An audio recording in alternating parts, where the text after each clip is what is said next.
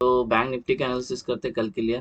कल का pivot point, support, resistance, price action, open interest और कहाँ ट्रेड की अपॉर्चुनिटी वो मार्क कर वो मार्क करते हैं।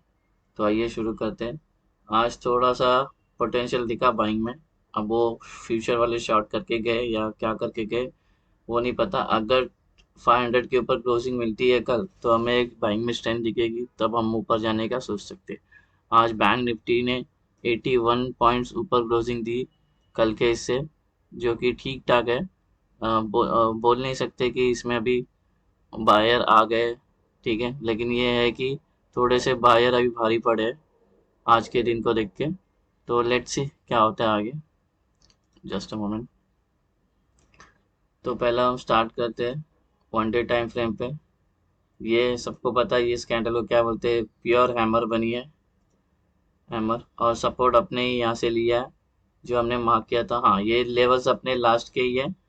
15 मार्च के लेवल जो अपन मार्क किए थे वही है। अभी इसमें कुछ अननेसरी लेवल्स होंगे, प्राइस एक्शन होगा वो निकाल देंगे, ठीक है। और जो रिक्वायर्ड है वही रखेंगे, लेकिन ठीक है।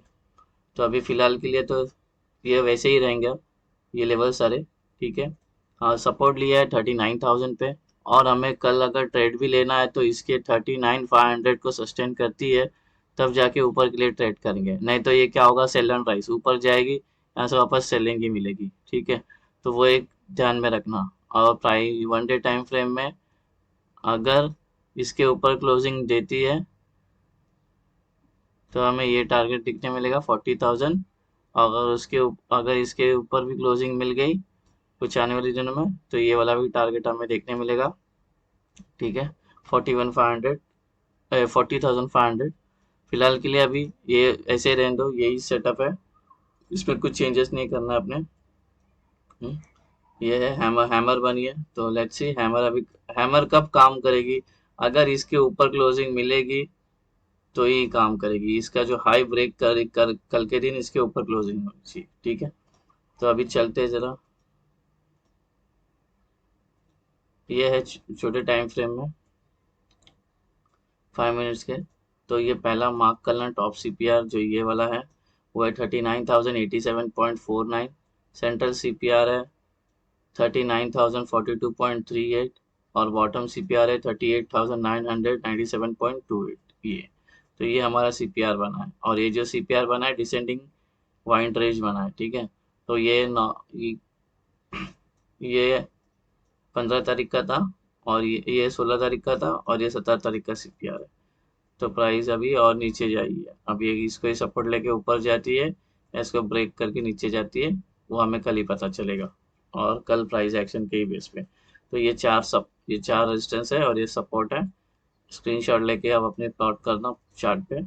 तो मैं डायरेक्ट अभी आपको बोल के दिखा देता हूँ रेजिस्टेंस। फर्स्ट रेजिस्टेंस है 39,471, और उसके बाद सेकेंड रेजिस्टेंस है 39,810। थर्ड रेजिस्टेंस है 40,239, और आखिरी रेजिस्टेंस है 40,578। तो ये R1, R2, R3, R4, okay. और ये वाइट हॉरिजॉन्टल जो लाइन है ये प्रीवियस डे हाई, और ये वाली जो हॉरिजॉन्टल लाइन है वाइट वाली ये प्रीवियस डे लो। अब पहला जो सपोर्ट है वो आ रहा है 38,703। दूसरा सपोर्ट है 38,274। तीसरा सपोर्ट है 37,935। और आखिरी सपोर्ट है 37,505। S1, S2, S3, S4, ठीक है।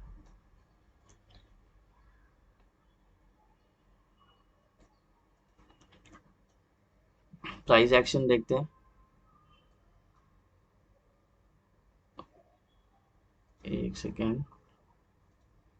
1 आवर में क्या कुछ हमें मिल रहा है क्या? 1 आवर में एक छोटा फ्लैग है,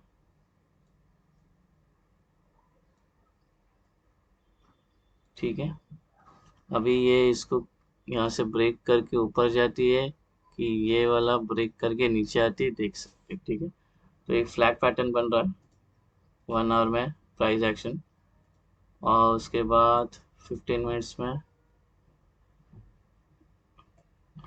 15 मिनट्स में ये ट्रेंड लाइन को फॉलो कर रही है मार्केट, ओके। और ये जो हमारा प्रीवियस डे हाई और R1, ये कल के लिए बहुत स्ट्रांग रेजिस्टेंस का काम करेगी, तो इसको हल्के में मत लेना। तो प्राइस देखो ये कितने बार रिएक्ट की है, 2 3 4, ये भी 5 6 बार रिएक्ट किया, और हिस्टोरिकल पीछे और भी बहुत बार रिएक्ट की होगी उसने। ठीक है, तो थोड़ा संभाल के। तो ये 15 मिनट्स में प्राइस एक्शन है, 5 मिनट में चलते हैं। प्राइस ये ट्रेंड लाइन को फॉलो कर रही है, और इसको एक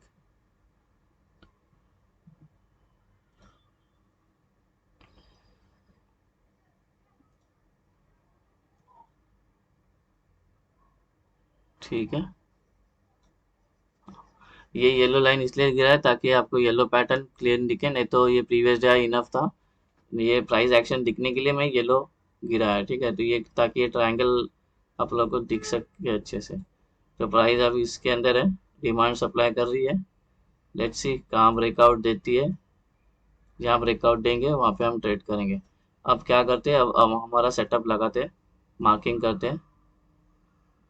ठीक है, तो ये हो गया रहेगा, तो मैं डिलीट कर देता हूँ, कॉपी कर लेना इसको। गाइस ये है मार्किंग कर इसका अपन पहला एक्सप्लेनेशन करते हैं। अभी प्राइस है यहाँ पे। अगर प्राइस यहीं पे सस्टेन करती है और सीपीआर को ब्रेक करती है, तो हमारा पहला ट्रेड ये फ्लैट ओपन होता था। फ्लैट मतलब जहाँ पे प्राइस अभी है वहीं पे ओपन हुई, या तो फिर इसको ब्रेक करके ऊपर जाती है। ये 300 पॉइंट की, ये एरिया 300 पॉइंट है, ठीक है। इसके अंदर 100 पॉइंट ग्रैब करने का देखेंगे हम, ठीक है। तो प्राइस अगर ये वाला ट्रेड कब लेंगे पता है, ये वाला ट्रेड लेंगे, ये नीचे आने के बाद यहाँ से रिजेक्शन दी, तब ये ट्रेड लेंगे। क्योंकि ये डायरेक्ट ट्रेड पकड़ना बहुत मुश्किल हो जाएगा, एसएलपी बहुत बढ़ लगेगा। तो इसके पीछे लॉजिक समझो। तो प्राइस में इनडायरेक्टली मेरे को बोलने का मतलब है कि प्राइस के लिए वेट करना, प्राइस को रिटेस्ट करो, फिर नीचे थोड़ा प्राइस एक्शन बनाए। तो सपोज ऐसा ओपन हो गया बड़ी कैंडल के साथ, फिर अंदर आई, फिर अगर ऐसा करके ऊपर जा रही है, प्राइस एक्शन बना रही बुलिश, तब ये वाला ट्रेड लेंगे। तो ये ट्रेड 2 होगा, ठीक है। हाँ, अब क्या, गैप अप और गैप डाउन।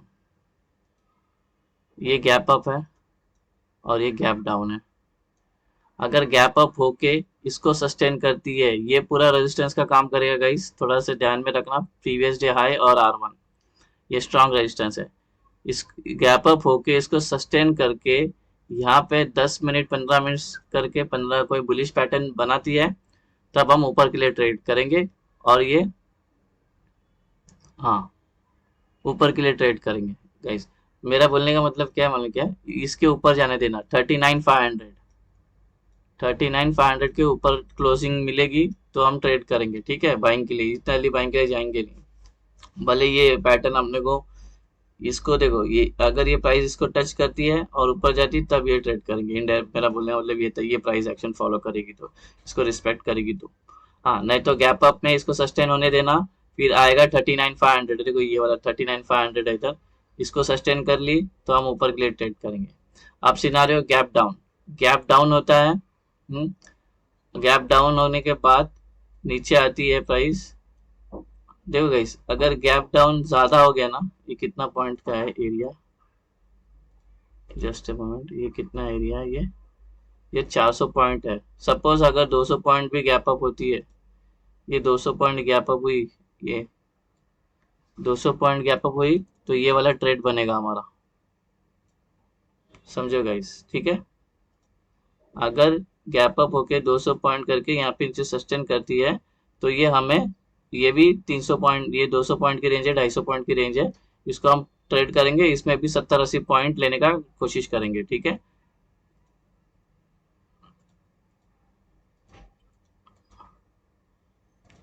हो गया, बस।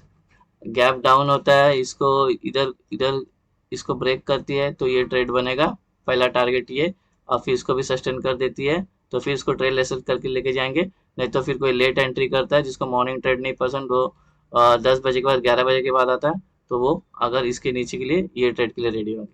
और ये वाला पूरा जोन काम करेगा सपोर्ट का, S1 और प्रीवियस डे लो। हाँ, तो यही ट्रेड है। हाँ, और एक बात, प्राइस अगर यहाँ के फिर बाद में ऐसा इधर से रिजेक्शन मिला, तो ये ट्रेड बनेगा, और प्राइस इसको ये ट्रेंड लाइन को रिस्पेक्ट करके ऊपर जा रही है तो ये ट्रेड बनेगा। प्राइस अगर गैप अप होकर इधर से रिजेक्शन मिली तो ये ट्रेड बनेगा नीचे के लिए, ये टारगेट के लिए, और ये भी सस्टेन कर जाता है, फिर ट्रेलिंग करते करते नीचे आएंगे। ठीक है, अभी ओपन इंटरेस्ट देखते हैं। ये ओपन इंटरेस्ट है बैंक निफ्टी, आज 16 है, अब 16 का हो गया एक्सपायरी, अब 23 को आते हैं। ये 23 का है, प्राइस है 39,200।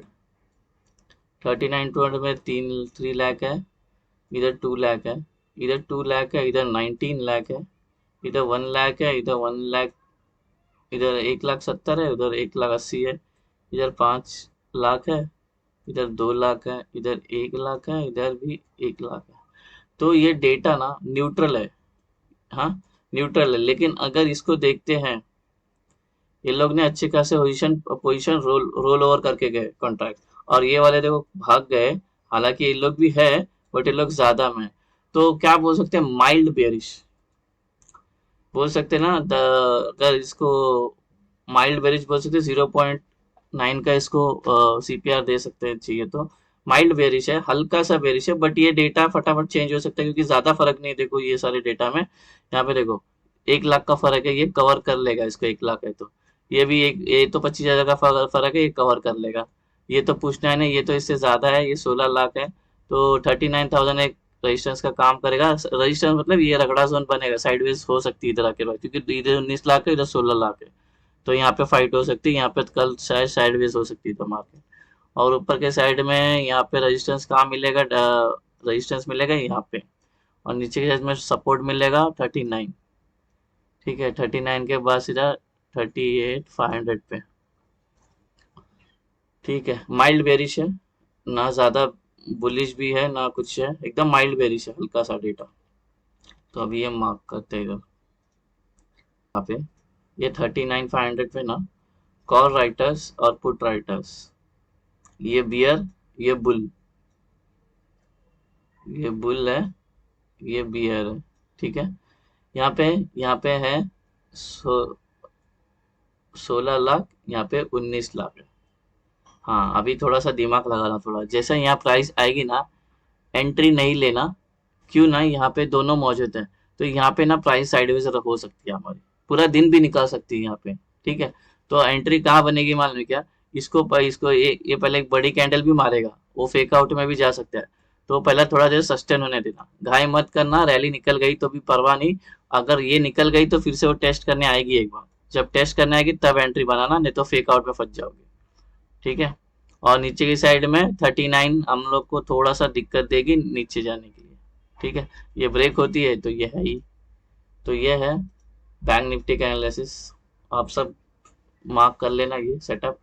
और अगर ये आपको एनालिसिस पसंद आया तो मेरे वीडियो को लाइक सब्सक्राइब और शेयर करना, और thank you for very much for watching. नए हो तो चैनल को सब्सक्राइब करना, कुछ क्वेश्चन है तो कमेंट करना, रिप्लाई कर दूंगा।